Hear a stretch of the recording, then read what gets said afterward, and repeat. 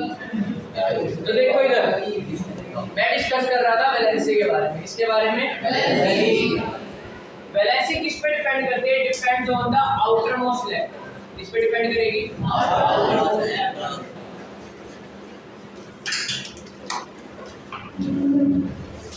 देखो वैलेंसी के लिए, वैलेंसी को जानने के लिए we should know about the electronic configuration. हमें क्या पता होना चाहिए? Electronic configuration. इलेक्ट्रॉन कॉन्फ़िगरेशन बनाते हैं। चलो सोडियम की लेते हैं। फॉर एग्जांपल सोडियम का एटॉमिक नंबर कितना होता है? 11। कितना होता है? 11। अगर मुझे इसकी इलेक्ट्रॉनिक कॉन्फ़िगरेशन बनानी है तो पहले शेल में कितने इलेक्ट्रॉन फिल करूंगा? 2। कितने बोलो? कितने? 2। सेकंड में 8। लास्ट में 1। थोड़ा आराम से 2 8 1। देखो कोई भी एटम क्या करता है? ट्राई करता है स्टेबल होने की। क्या करने की? स्टेबल होने की। अब ये स्टेबल कैसे होगा? जब ये नोबल गैस कॉन्फ़िगरेशन को फॉलो करेगा। नोबल गैसेस क्या होती है? जो अनरिएक्टिव होती हैं। अनरिएक्टिव क्यों होती हैं?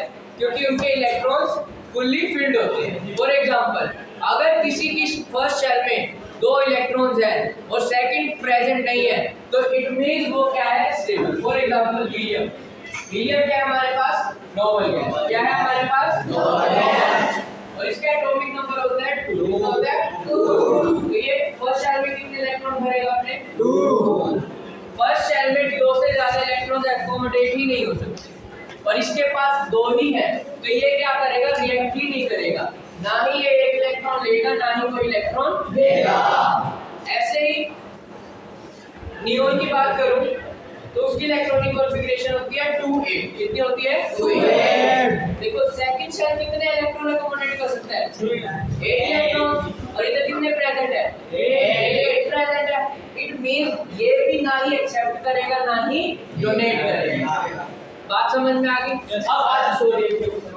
अब देखो इसके अंदर वाले 2 तो फुल्ली फिल्ड है बट ये एक एक्स्ट्रा इलेक्ट्रॉन है जो इसको अनस्टेबल कर रहा है। जो इसको क्या कर रहा है? अनस्टेबल। तो ये क्या करेगा? अपना एक इलेक्ट्रॉन लूज कर देगा। क्या कर देगा? एक इलेक्ट्रॉन लूज करेगा। जैसे इसने इलेक्ट्रॉन लूज किया अब मेरे अंदर से अगर नेगेटिव चार्ज निकलेंगे तो मैं क्या हो जाऊंगा? पॉजिटिव। तो इसके ऊपर क्या चार्ज आ जाएगा? पॉजिटिव। तो सोडियम मैक्सिमम टाइम्स किस स्टेट में पाया जाता है? पॉजिटिव। किस फॉर्म में पाया जाता है? पॉजिटिव। Na positive. अब बात करते हैं मैग्नीशियम। सर पीछे रहे चौक क्या करें? मैग्नीशियम का एटॉमिक नंबर कितना होता है? मैं बता देता है 12। मैग्नीशियम का एटॉमिक नंबर होता है 12। अब इसकी वैलेंसी की बात करो। फिल करो इलेक्ट्रॉनिक कॉन्फ़िगरेशन। फर्स्ट शेल में 2, सेकंड में 8, आउटर मोस्ट में कितने? 2। आउटर मोस्ट में हमारे पास कितने इलेक्ट्रॉन्स आ गए? 2 इलेक्ट्रॉन। और स्टेबल होने के लिए इसको कितने चाहिए? 8। अंदर के 2 और बाहर। तो ये क्या करेगा? अपने आउटर मोस्ट शेल के इलेक्ट्रॉन्स को क्या करेगा? डोनेट। क्या करेगा? डोनेट। तो इस पे क्या चार्ज आ जाएगा? पॉजिटिव। और इसकी वैलेंसी क्या कहलाएगी मेरी? Positive plus 2। तो ये आउटर मोस्ट के इलेक्ट्रॉन्स ही हैं। ये आउटर मोस्ट के इलेक्ट्रॉन्स ही हैं जो बॉन्ड फॉर्मेशन में हेल्प करते हैं। क्या करते हैं? बॉन्ड फॉर्मेशन में हेल्प करते हैं। अगर हमें वैलेंसी पता हो तो हम किसी भी एटम्स के मॉलिक्यूल्स बना सकते हैं। क्या बना सकते हैं? Molecules. For example 9th standard में तुमने पढ़ा होगा 9th में हाइड्रोजन और ऑक्सीजन। हाइड्रोजन के पास कितने इलेक्ट्रॉन होते हैं? 1। वैलेंसी इसको क्या हो जाएगी? 1। या तो ये एक इलेक्ट्रॉन एक्सेप्ट कर लेगा ताकि इसके पास क्या हो जाए? 2 इलेक्ट्रॉन हो जाए या फिर ये एक डोनेट कर देगा ताकि इसके पास एक भी इलेक्ट्रॉन। और ऑक्सीजन के पास कितने होते हैं? 2 -2 होते हैं। क्या होते हैं? अगर इसको तुम क्रॉस मल्टीप्लाई कर दो तो हमारे पास मॉलिक्यूल क्या बनता है? H2। क्या होता है? H2। इसका मॉलिक्यूल है ये अरे वाटर मॉलिक्यूल है H2O। भूल गए? कौन सा मॉलिक्यूल है ये? वाटर। किसी को कोई दिक्कत? No sir. एटॉमिक नंबर बता दिया मैंने तुम्हें। एटॉमिक नंबर एटॉमिक मास के बारे में डिफरेंशिएट करवाया था? नहीं करवाया था। अब यहाँ पे ध्यान। अब बात करते हैं सबसे पहले। देखो जब भी हम किसी एलिमेंट को रिप्रेजेंट करते हैं तो कैसे करते हैं? सपोज कर लो हमारे पास कोई भी एलिमेंट है x। क्या है? x। नीचे लिखते हैं हम एटॉमिक नंबर जिसे रिप्रेजेंट करते हैं z और ऊपर होता है हमारा एटॉमिक मास जिसे रिप्रेजेंट करते हैं a। a का मतलब क्या हो गया? ये क्या है हमारे पास? Atomic mass. एटॉमिक मास और z हमारा हो गया एटॉमिक नंबर। देखो यहीं पे इनको डिफाइन कर दूंगा। जो हमारा एटॉमिक नंबर है ना, जो हमारा एटॉमिक नंबर है वो किस पे डिपेंड करता है? प्रोटॉन्स के ऊपर। इसके ऊपर प्रोटॉन के ऊपर नंबर ऑफ प्रोटॉन। बट यहाँ पे एक बात ध्यान रखना, if my molecule is neutral, अगर मेरे पास जो भी एलिमेंट है वो न्यूट्रल है तो एटॉमिक नंबर एक और चीज पे डिपेंड करेगा, वो है मेरा नंबर ऑफ इलेक्ट्रॉन। क्या है? Number of electron. But condition क्या लगाई है मैंने? जब मेरा एलिमेंट क्या हो? न्यूट्रल। इसका एक एग्जांपल से समझाता हूँ। देखो सोडियम है, सोडियम है, इसकी इलेक्ट्रॉनिक कॉन्फ़िगरेशन मैंने क्या बताई थी? 281।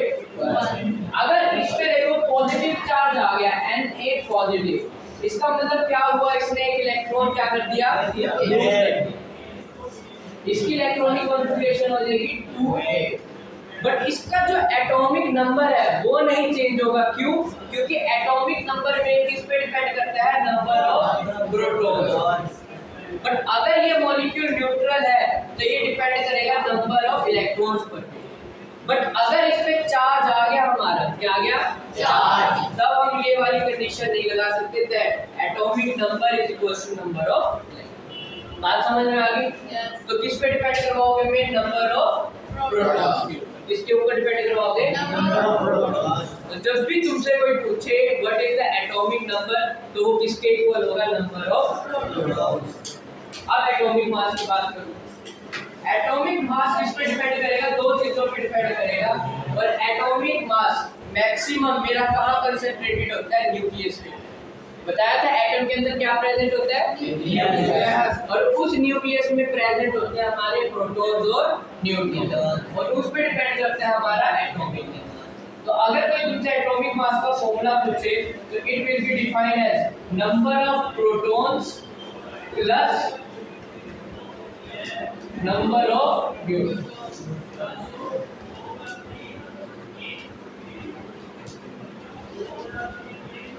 डिफरेंशिएट कर पा रहे हो?